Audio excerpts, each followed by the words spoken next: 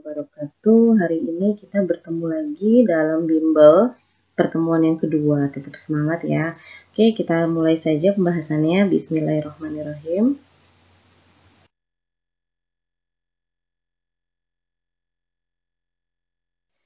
Nomor 1, di sana ada soal dalam anatomi indera pendengaran. Bagian telinga yang menempel pada gendang telinga adalah telinga terdiri dari 3 bagian. Yang pertama yaitu bagian luar, yang terdiri dari daun telinga, saluran telinga, gendang telinga, atau yang disebut dengan membran timpani. 2. Bagian tengah, yang terdiri dari tulang malas, karena singkatan dari martil atau malleus, landasan atau incus, dan sanggurdi atau stapes. Ada juga di bagian tengah saluran eustachius, yang merupakan penyeimbang tekanan udara telinga luar dan tengah. Dan bagian 3 yaitu dalam, yang disebut dengan labirin. Labirin ini terbagi menjadi 2, yaitu labirin osea yang merupakan rongga pada tulang pelipis yang dilapisi periosteum berisi cairan perilimfe, yang terdiri dari saluran setengah lingkaran atau kanalis semisirkularis dan vestibula yang fungsinya adalah untuk keseimbangan tubuh, dan yang ketiga adalah koklea atau rumah sifut yang berperan untuk pendengaran. Jadi telinga kita itu tidak hanya sebagai organ pendengaran, tapi juga sebagai organ keseimbangan. Yang membuat kita tidak jatuh ketika kita berjalan adalah telinga juga. Dan bagian kedua telinga bagian dalam yaitu labirin membranacea yang lebih dalam dan dilapisi oleh epitel berisi cairan endolimfe. Nah, jadi kalau kita sudah lihat penjelasannya, jawaban nomor 1 adalah B, yaitu bagian malleus atau tulang martil. Karena di sini adalah yang menempel pada membran timpani atau gendang telinga. Berarti dia sudah masuk ke bagian tengah yang paling pertama yaitu tulang martil atau malleus. Pertanyaan nomor 2. Dalam saluran reproduksi internal laki-laki, proses pemasakan sperma atau pematangan sperma terjadi pada bagian, di sana ada option A yaitu vas deferens. Vas deferens ini adalah saluran sperma yang menghubungkan epididymis dan kantung semen atau vesicula seminalis. B. Kelenjar prostat, ini bentuknya seperti love ya. Letaknya di bawah kantung kemih, mengandung kolesterol, garam, dan fosfolipid yang berfungsi untuk kelangsungan hidup sperma. C. Kantung semen atau vesicula seminalis menghasilkan zat makanan sebagai sumber makanan sperma. D. Tubulus seminiferus, tempat pembentukan sperma, dan terdapat di dalam testis. Dan yang terakhir E, yaitu epididymis, merupakan saluran panjang berkelok-kelok, tempat pematangan dan penyimpanan sperma. Jadi jelas nomor 2 jawabannya adalah E, epididymis. Yang ketiga, induk betina dengan genotip A kecil, jadi induknya adalah A kecil, akan menghasilkan keturunan atau F dengan genotip A besar A kecil. Yang ditanyakan adalah induk jantannya. Oke, diketahui betina A kecil, sedangkan jantannya belum diketahui. Di sini kita tentukan gamet dari A kecil adalah A kecil, dan F-nya diketahui adalah A besar A kecil. Di sini kemungkinannya ada 2, induk jantannya adalah A besar atau A besar A kecil. Kita buktikan jika induknya A besar, maka di sini gametnya adalah A besar untuk A besar dan A kecil untuk A kecil, sehingga keturunannya adalah A besar A kecil, terbukti ya.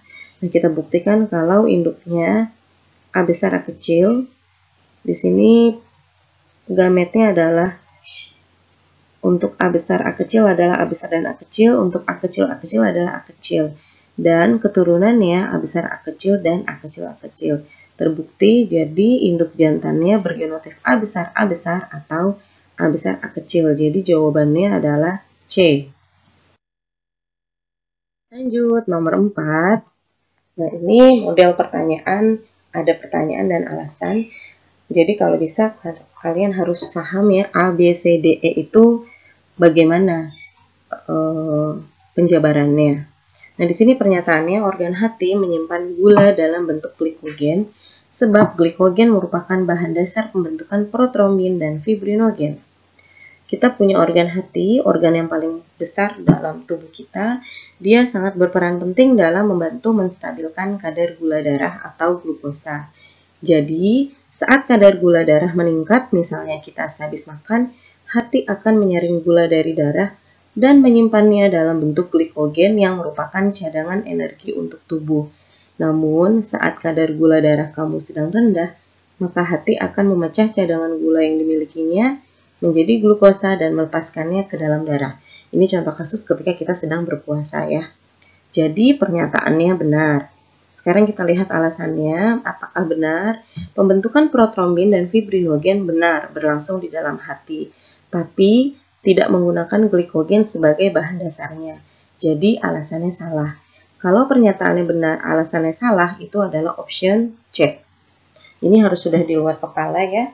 Untuk menghadapi soal pernyataan dan alasan ini, untuk menjawab pertanyaan nomor 5, kita akan bahas ini dulu ya. Kalau kita mempunyai pembuluh darah ada 3, yaitu pembuluh nadi atau arteri, pembuluh balik atau vena, dan pembuluh kapiler ya, yang menghubungkan antara arteri sama vena. Sering sekali ditanyakan perbedaan antara arteri sama vena. Di sini sudah ada tabelnya. Kita lihat dari dinding, arteri itu tebal tapi elastis, sehingga dia ikut berdenyut seikut dengan denyutan jantung. Jadi yang bisa kita rasakan denyutannya adalah arteri. Sedangkan kalau vena tipis dan kurang elastis, vena tidak ada denyutannya. Katup arteri hanya 1, sedangkan vena banyak. Letaknya, arteri sangat di dalam sehingga tidak terlihat tapi terasa denyutannya. Vena sebaliknya dia ada di permukaan tubuh sehingga bisa kita lihat ya. Yang berwarna biru di sepanjang permukaan kulit kita itu adalah vena, tapi dia tidak bisa kita rasakan. Tekanannya untuk arteri sangat kuat, jadi kalau dipotong memancar, dan ini bisa kita lihat kalau terjadi pemotongan hewan kurban ya, di mana darahnya muncrat, memancar, karena memang tekanannya sangat kuat. Kalau vena lemah, jadi jika terpotong darah akan menetes. Arteri arah alirannya meninggalkan jantung, sedangkan vena ini menuju jantung atau balik ke jantung, makanya disebut dengan pembuluh balik. Kalau kita lihat warnanya, arteri kok warnanya merah? Ya karena memang arteri membawa darah yang kaya akan oksigen. Kan sudah kita pernah bahas di kelas 11 ya. Kalau darah yang kaya oksigen itu berwarna merah, sedangkan kalau vena berwarna biru karena memang membawa darah yang miskin oksigen. Tapi nanti ada kecualinya gitu. Oke, kita di sini di nomor 5 pertanyaannya adalah arteri pulmonalis banyak mengandung oksigen. Alasannya arteri pulmonalis memiliki dinding pembuluh yang tebal, kuat, dan elastis. Arteri pulmonalis adalah arteri yang membawa darah dari jantung ke paru, sehingga banyak mengandung CO2.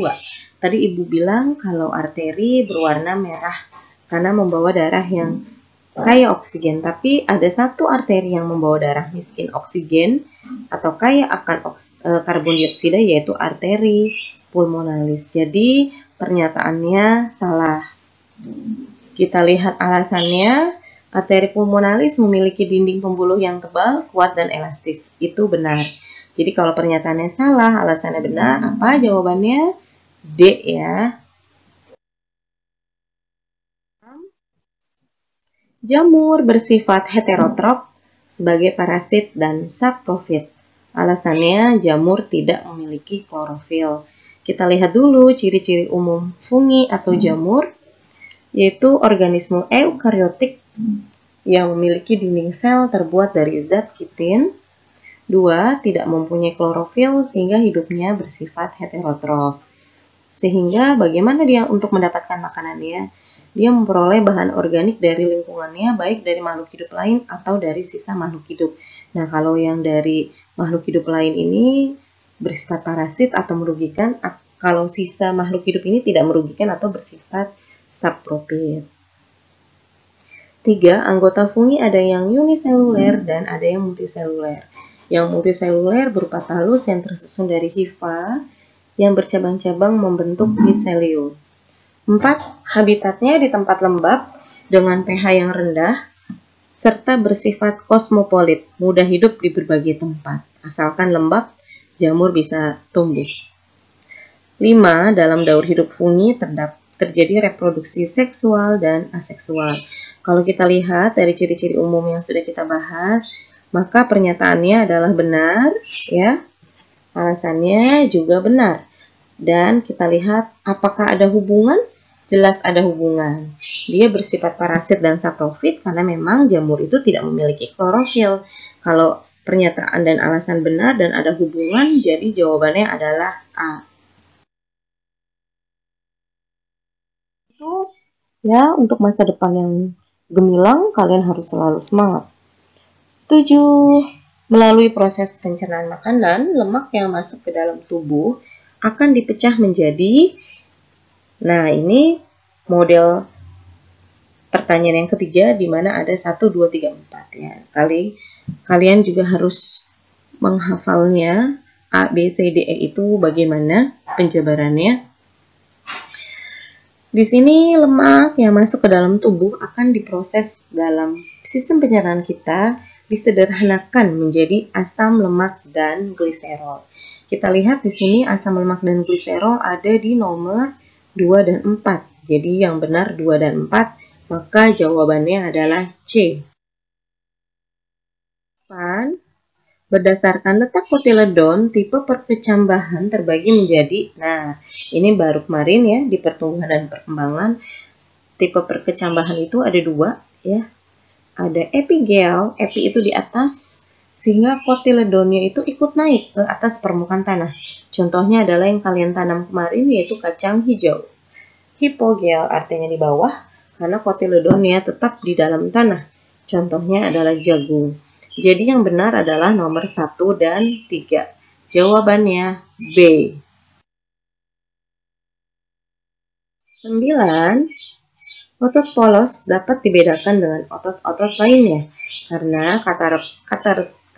karakteristik yang dimilikinya seperti, nah kita lihat dulu, kita punya 3 macam otot, yaitu otot polos, otot lurik atau otot rangka, dan otot jantung.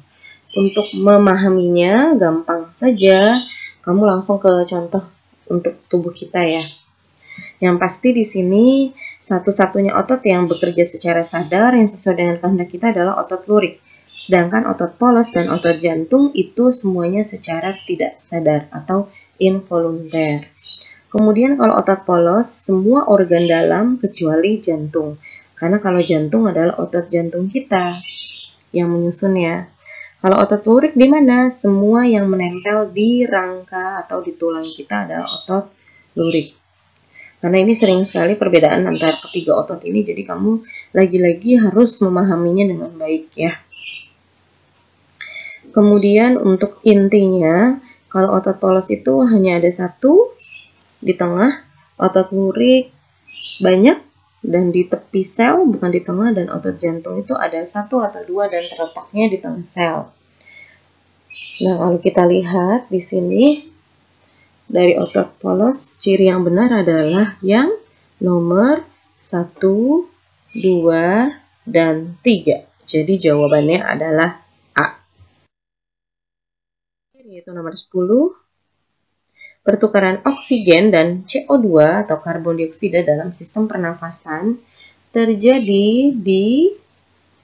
Nah, sebelumnya kita bahas dulu, ini adalah organ respirasi kita, organ pernafasan kita dimulai dari hidung, kemudian masuk ke dalam faring, ke dalam laring yang merupakan terdapat jakun atau pita suara, kemudian turun menuju trakea, ya, itu yang sudah Ibu kasih tanda panah, trakea, yang mengandung cincin seperti huruf C, itu merupakan tulang rawan.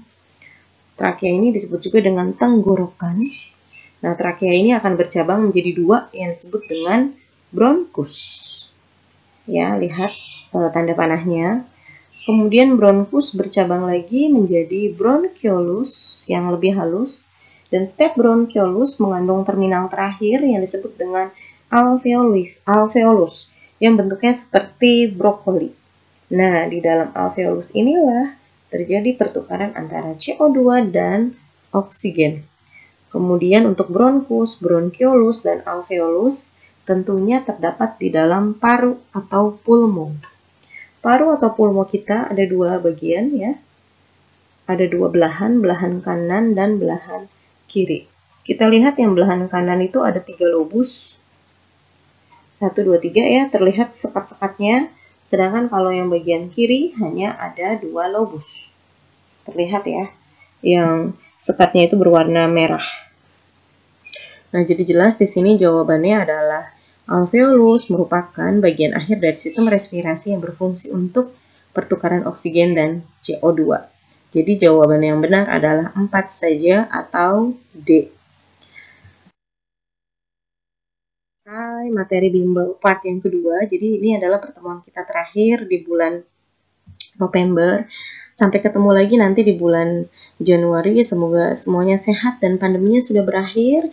Ingat tetap jaga protokol kesehatan. Jangan kalian menganggap abai ya. Jangan menganggap remeh ini pandemi, karena pandemi ini nyata, bukan sesuatu yang dianggap ada gitu ya. Karena kalau kalian tidak percaya akan adanya COVID, berarti kalian tidak pernah belajar virus.